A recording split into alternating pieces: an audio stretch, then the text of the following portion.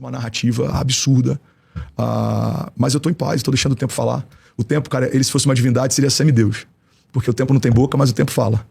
O tempo não tem mão, mas o tempo move.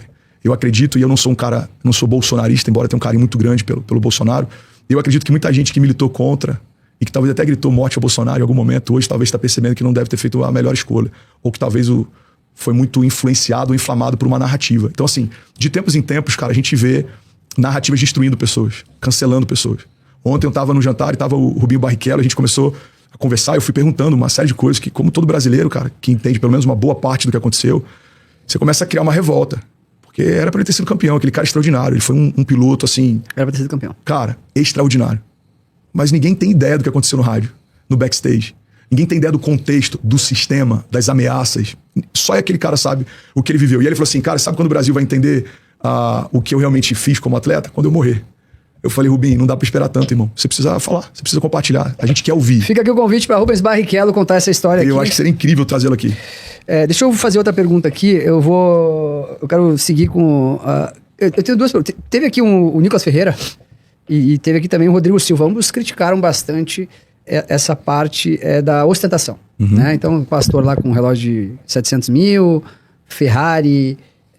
porque, pelo que eu entendo, o pastor, ele...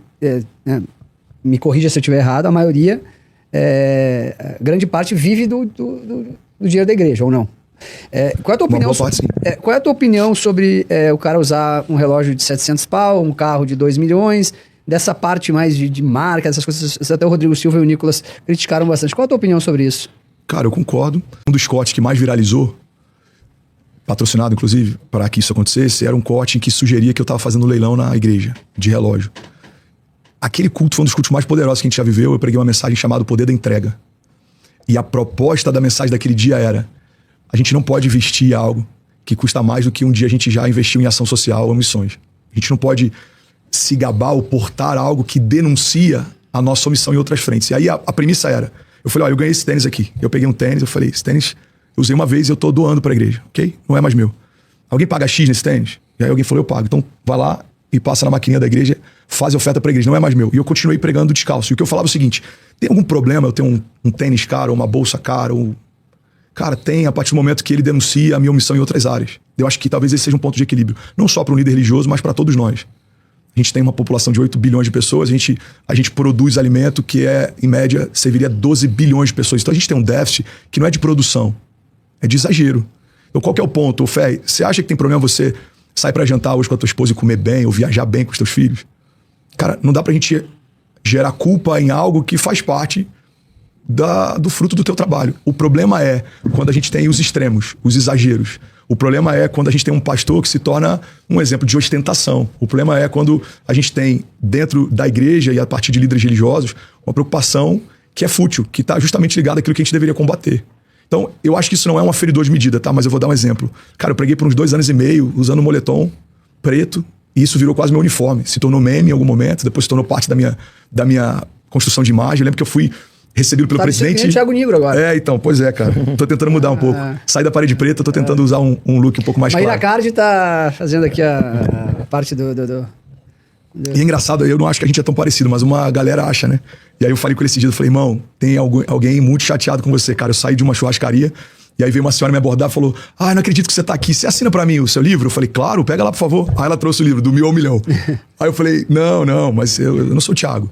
Ela falou, para, Thiago, com isso, assina pra mim, meu filho ama você. E até aquele momento eu tava achando que era brincadeira. Eu falei, não, senhora, eu tô falando sério, eu sou até amigo do Thiago, mas eu não sou o Thiago. Aí ela, Thiago, esperava mais de você, e saiu furiosa. Aí ele falou, cara, é que os extremos, eles são danosos em qualquer meio. Se você for pragmático demais, ou se você for tendencioso demais na forma como você conduz, isso gera dano. Se um líder religioso, ele começa a se perder nessa questão de ser vaidoso demais, ou enfim, fútil, isso desconstrói justamente o que ele, como líder espiritual, deveria propor. Então, cara, eu concordo com... Eu não assisti todos os trechos, mas o que eu assisti do Nicolas eu concordo plenamente. Não assisti o do Rodrigo Silva, um cara que eu tenho respeito, mas se ele veio pela mesma linha, eu concordo plenamente. E como eu tava te falando, eu lembro que eu fui convidado para ir no Palácio. Em 2022, eu cheguei no Brasil para fazer as Cruzadas de Milagres e fui recebido lá pelo Eduardo, pela Michelle, pelo Bolsonaro. Fui com meu moletom de costume. Alguns amigos falaram, cara, você tá indo conhecer o presidente. Eu falei, cara, eu prego o evangelho com moletom. Não tem por que eu não poder conhecer o presidente da República com moletom. O que eu faço de mais extraordinário e glorioso é pregar o evangelho todo domingo, cara. Se o moletom não é um problema para isso, não deveria ser um problema para nenhuma outra função. Então, assim, eu não vejo problema de acessar coisas boas, não vejo problema de viver coisas simples. Se você for na nossa igreja hoje, é um espaço gigante, mas extremamente simples. A gente está fazendo campanha para comprar os assentos dos vasos sanitários, não tem vaso para todos os banheiros ainda. A gente faz reuniões com um ventilador de pé e tudo muito adaptado. E tá tudo bem, cara. Sempre foi assim a minha construção. Eu lembro quando eu cheguei em Alfa, tinha escala entre os voluntários para levar panela para fazer o almoço dos voluntários. Eu nunca tive um começo luxuoso em nada, eu nunca recebi nada por herança, eu nunca recebi nada pronto. Eu sempre tive que construir do zero, em todas as áreas da minha vida. E eu acho extraordinário ver o crescimento de Deus e as coisas tomando forma, as coisas ganhando outro volume.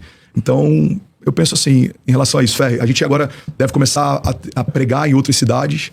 Vou entrar num carro, vou dirigir algumas horas, vou pregar e vou voltar para casa. E se em algum momento a gente tiver mais igrejas, e se em algum momento precisar de uma logística, e se em algum momento a gente tiver que usar helicóptero para isso, eu também não vejo problema. Eu acho que o problema é quando a gente começa a acessar algumas coisas que deveriam ser por um propósito maior, só para um consumo fútil. Ô André, uma das principais críticas que se faz, né, essas novas igrejas que cresceram muito, ou até mais antigas, é de transformar a fé num business, né? Explica pra gente o que acontece com a doação ou com o dízimo que o fiel paga lá. O que acontece com esse dinheiro? Ele vai ser usado para fazer obra, ele vai pro bolso de alguém, varia de igreja para igreja, mas como que funciona esse fluxo? A pessoa foi lá, doou, o que vai acontecer com aquele dinheiro? A pessoa sabe, a pessoa não sabe? Cara, isso depende muito, eu não posso falar aqui por todas as igrejas, tá? Eu vou falar pelos que eu já liderei. O número de pastores sérios é infinitamente maior do que o número de pastores que não são. O número de igrejas saudáveis é infinitamente maior do que o número de igrejas que não são. O que acontece é que às vezes o erro de alguns se torna a vitrine do todo. E assim é em vários segmentos e setores. Quando alguém faz uma oferta, um dízimo, isso vai para uma contabilidade. Você tem relatório de tudo, vou falar pelo menos do que eu sempre participei e liderei. Então a gente tem um conselho, você tem um conselho fiscal. Kids vê que o Kids não está como poderia estar e ele quer ajudar. Então eu vou ajudar com o piso, eu quero ajudar com a reforma, É muito comum as pessoas simples e anônimas serem a base forte de construção da igreja. Mas é isso, cara, é voluntário. Cada um oferta se quiser, da forma que quiser, com o valor que quiser. E isso é desde o tempo de Jesus, na verdade desde antes, né? Ô André, me fala, eu tenho uma dúvida. Eu vi que na Lagoinha lá tinha uma área VIP. Por que tem que ter uma área VIP na igreja? Cara, nunca teve uma área VIP, a gente sempre teve uma área de convidados, né? Se chamou área VIP por conta, enfim, porque isso viraliza e aí esse corte acabou se tornando viral também. Mas acho legal falar sobre isso, cara. É que as pessoas não entendem, né? Eu, por exemplo, não sou da igreja. Eu não consigo entender que na igreja, que é um lugar para agregar todo mundo, tenha um lugar onde tem uma área VIP ou área para convidados. Sabe quando você entenderia, Fé? Se você Neymar. for... Se você for... O Neymar for lá, daí acaba e estraga. Cara, aconteceu isso com... Como é que é o nome da namorada do Vini Júnior? Não, aconteceu isso com a Virgínia. Não sei se vocês viram, ela foi numa missa numa igreja católica, ela não conseguiu orar. Você lembra dessa cena ou não? Não. Ela de olhos fechados, orando. Procura depois, quem tiver curiosidade, você vai achar com facilidade. E quando ela abre os olhos, tem uma multidão de pessoas filmando ela orando, tirando foto. Cara, eu acho que isso é um abuso em um dos ambientes que deveria ser mais preservado. E olha que louco isso, cara. Eu tive em Miami em 2019, talvez. Não, 2017. Enfim, e eu fui numa conferência em que tava o Justin Bieber. Ele tava sentado na fileira de trás. Cara, eu lembro que a gente tava lá, filmando a conferência, e aí quando eu tô filmando, vem o segurança, ele me adverte, eu falei, eu não vou filmar ninguém, cara, só tô filmando a conferência.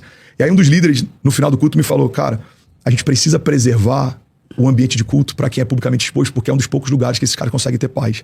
Tempos depois, teve uma situação de paparazzi seguindo o Justin Bieber na saída do culto, e a citação dele foi, o único lugar na Terra...